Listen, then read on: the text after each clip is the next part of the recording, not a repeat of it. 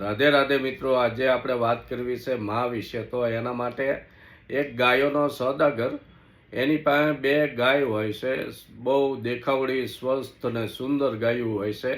એ એક રાજમાં જાય છે અને રાજમાં એ ગાયોને લઈને જાય છે। એણે સાંભળ્યું હોય કે આ રાજમાં એક ઘરડા મંત્રી હોય છે, એ બહુ બાહોશ અને હોશિયાર છે।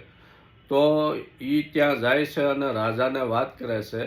એ મંત્રીમંડળ બધું બેઠું હોય ત્યાં એ કે રાજાજી, એ કે મારી પાસે આ જે બે ગાયો છે, મેં બહુ બધાને પૂછ્યું પણ આમાં મા કઈ અને એની દીકરી કઈ, આ બંને મા દીકરી છે, એટલે એમાંથી મા કોણ ને દીકરી કોણ એ કોઈ જાણી શકતું નથી। તો મેં સાંભળ્યું છે કે તમારે આ એક ઘરડા મંત્રી છે, એ બહુ હોશિયાર છે, તો મારે જાણવું છે આમાં મા દીકરી કોણ છે એમ।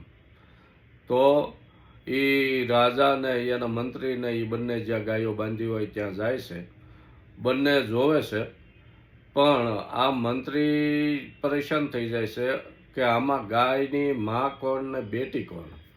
હવે પછી તો રાજા કહે છે કે આને કાલે જવાબ આપશું। હવે મંત્રી ઘરે જાય છે। મંત્રી તો બહુ પરેશાન હોય છે અને એ પરેશાની જોઈને એની પત્ની કહે છે કે કેમ, શું થયું? તો એ મંત્રી અને પત્નીને બધી વાત કરે છે કે તો એ મંત્રીના પત્ની કહે બસ એટલી જ વાત છે, એ કે કાલ સવારે મને જ્યાં ગાયો બાંધી છે રાજમહેલમાં ત્યાં મને લઈ જજો। એટલે વળતા દિવસે સવારે મંત્રીને એની પત્ની બંને જાય છે। હવે એ જે મંત્રી પત્ની હોય છે એ બંને ગાયોને ખાવાનું આપે છે। હવે ખાવાનું આપે છે એમાંથી જે એક ગાય હોય છે એ એનું ખાવાનું જલ્દી પૂરું કરીને જે બીજી ગાય હોય છે એના ખાવામાં મોઢું મારે છે અને એમાંય ખાવા મળે છે। એટલે જે પહેલી ગાય હોય છે એ ખાવાનું બંધ કરીને એ ઊંચું મોઢું કરીને ઊભી રહી જાય છે અને પહેલીને ખાવા દે છે।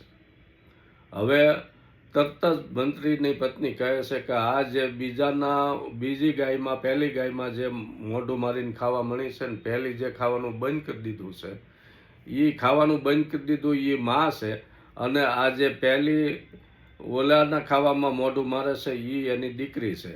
મિત્રો, એક મા જ એના બચ્ચા હતું, એના દીકરા દીકરી માટે પોતે ભૂખી રહી શકે છે। મા જ કરુણા વાત્સલ્ય ત્યાગની મૂર્તિ છે। માના ચરણોમાં ભગવાનને પણ ઝૂકવું પડે છે। મા તે મા, એ કહેવત હાસી છે। રાધે રાધે।